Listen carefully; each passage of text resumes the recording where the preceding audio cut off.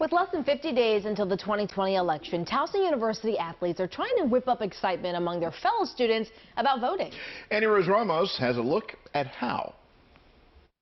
Voter suppression not only affects people of color, but it often affects college students, especially in today's day and age. A virtual town hall for Towson University athletes, teaching them about voting.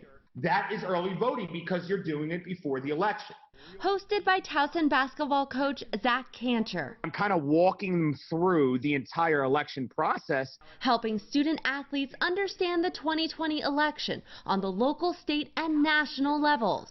Student athletes don't realize that the changes and the reforms that they want to see actually occur at the state and the local level first, and it's really important to be engaged in that process. I'm fortunate enough to have a coach that's very passionate about voting. Along with the town halls, Coach Cantor created a Twitter handle for students, TU Athletes Vote, with nonpartisan voter information.